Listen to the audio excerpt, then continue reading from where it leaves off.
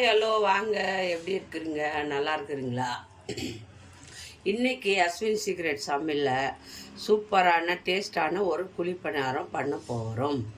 அது எந்த குழிப்பணியாரம்னா அது பாருங்கள், பைத்தம்பருப்பு பாசிப்பருப்புங்க. இது பாசிப்பருப்பு எடுத்து ஒன் ஹவர் ஊற வச்சுருக்கேன். நல்லா பருப்பு வந்து நல்லா கழுவிட்டு இப்படி உடையணும்.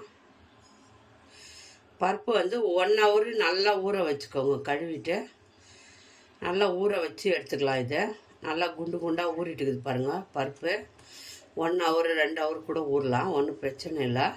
நல்லா ஊறினா போதும். ஊறினா இது பருப்பு அரையணும், அதுக்காக ஊற வச்சுருக்கோம். இப்போ இதை எடுத்து தண்ணி இல்லாமல் ஒரு ஜாரில் போட்டுக்கோங்க. இது தண்ணி இல்லாமல் ஒரு ஜாரில் போட்டுட்டு அரைச்சிட்டு வரணும் நைஸாக. நான் ஒரு கப்பு தான் எடுத்துக்கிறேன். ஸ்வீட் புளிப்பணியாரங்க, ஸ்வீட் தான் போட போகிறோம். கொஞ்சம் கூட தண்ணி இல்லாமல் போட்டு அரைச்சிக்கோங்க நைஸாக. பேஸ்ட் மாதிரி நல்லா நைஸாக அரைச்சிட்டு வந்துடுங்க. இது அரைச்சிட்டு எடுத்துன்னு வந்து காட்டுறேன்.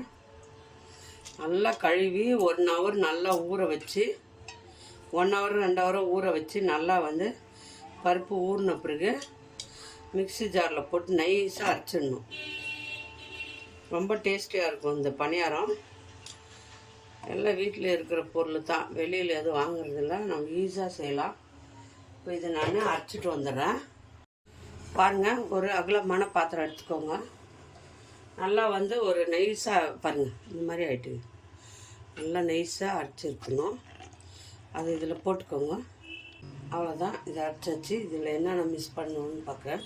இந்த மாதிரி நான் இந்த கப்பில் ஒரு கப்பு எடுத்துருக்கிறேன். ஒரு கப்பு பருப்பு எடுத்தேன். இதே கப்பில் ஒரு கப்பு சர்க்கரை எடுத்துக்கோங்க. உங்கள்கிட்ட வெல்லம் இருந்தாலும் ஒரு கப்பு வெல்லம் எடுத்துக்கோங்க. எந்த கப்பில் அளந்து போகிறீங்களோ அதே கப்பில் ஸ்வீட் எடுத்துக்கோங்க. இது நான் ஒரு கப்பு சுகர் எடுக்க போகிறேன். ஒரு கப்பு பருப்புக்கு ஒரு கப்பு சுகர் போட்டுக்கோங்க. ஒரு கப்பு பருப்பு, ஒரு கப்பு சர்க்கரை. நீங்கள் வேணா வெல்லம் போட்டுக்கலாம். இதில் வெல்லம் போட்டிங்கன்னா இன்னும் நல்லாயிருக்கும். வெல்லம் பாவு பண்ணி வடிகட்டிக்கு போட்டுக்கோங்க. நான் சர்க்கரை தான் போட்டுக்கிறேன். வெல்லத்தை வந்து பாவு பண்ணி நல்லா வடிகட்டி இதில் ஊற்றிக்கலாம்.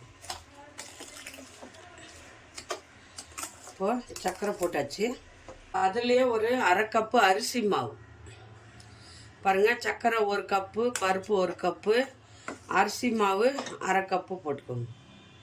அப்போ தான் நல்லா டேஸ்டியாக இருக்கும். தண்ணியெல்லாம் ஊற்றக்கூடாது. இதுலேயே வந்து நல்லா வந்து கரைஞ்சி வந்துடும். சர்க்கரை கரைஞ்சி இல்லையா, அதுலேயே கரைஞ்சிடும். தேங்காய் ஒரு கப்பு வந்து நல்லா திருவி வச்சுக்கிறேன். பாருங்கள், ஒரு கப்பு தேங்காய் போட்டுக்கோங்க. எடுத்து கொடுக்குறதுக்காக கொஞ்சம் சால்ட்டு எல்லாம் மிக்ஸ் பண்ணிடுங்க. தண்ணி ஊற்றக்கூடாது. இதில் கெட்டி பதமாக இருக்கணும். இது அப்போ தான் வந்து நல்லா வரும்.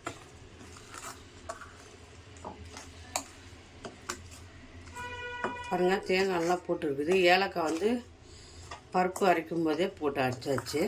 வேணால் பவுட்ரு இருந்தால் போட்டுக்கோங்க. இது வெல்லம் கரைஞ்சி வரும். நம்ம வந்து ஒரு 5 நிமிஷம் இதை வந்து மூடி வச்சுருவோம். 5 நிமிஷம் மூடி வச்சு இதை வெல்லம் கரைஞ்ச பிறகு, சர்க்கரை கரைஞ்ச பிறகு நம்ம இதை எப்படி செய்யுதுங்க பாருங்கள். இப்போது 5 நிமிஷம் ஆச்சு, மூடி எடுத்துட்டேன். பாருங்கள், தண்ணி ஆகிட்டு இருக்கு பாருங்கள். இது சர்க்கரை எல்லாம் கரைஞ்சிருச்சு. இப்போ நம்ம இதை ஊற்றிக்கலாம். சரிங்களா? இது இவ்வளோ கெட்டி இருக்கணும், ரொம்ப தண்ணி இருக்கக்கூடாது. இந்த மாதிரி தான் இருக்கணும். சரிங்களா? பாருங்கள், இந்த மாதிரி குழிப்பணியார சட்டி வச்சுக்கோங்க. இதில் ஆயில் ஊற்றிக்கோங்க. நல்லா வந்து அது வேகணும், அதுக்காக ஆயில் ஜாஸ்தி ஊற்றிக்கோங்க. அது வந்து வரணும் இல்லையா? பருப்பு வந்து அப்படியே போட்டுக்கிறோம். சூடாயிடுச்சு. இப்போ இது எடுத்து கொஞ்சம் கொஞ்சமாக ஒரு குழியிலையா ஊற்றிக்கோங்க. ஏன்னா இது உள்ளெல்லாம் வெந்து வரணும், அதுக்காக சிம் பண்ணி பாருங்கள். நல்லா ஒரு மூடி போட்டு ஒரு 5 நிமிஷம் வேக வைங்க. சிம்லேயே வேக வைங்க, அப்போ தான் உள்ளே வைக்க வேகும். பாருங்கள் நல்லா வெந்துடுச்சு. பாருங்கள், மூடி போட்டுருங்க. 10 நிமிஷம் மூடி வைங்க. ஒரு 5 நிமிஷம் அது வெந்துடும். வெந்த பிறகு திருப்பிக்கலாம். பாருங்கள், அந்த எண்ணெய்லாம் பாருங்கள், எண்ணெய் ஃபுல்லு வந்து உறிஞ்சிரும். எண்ணெய் பாருங்கள், மூடி திறந்தாச்சு. நல்லா வந்து திருப்பி போட்டு வேக வச்சுக்கோங்க. ஐயோ, இதே போடுங்கிறாங்க.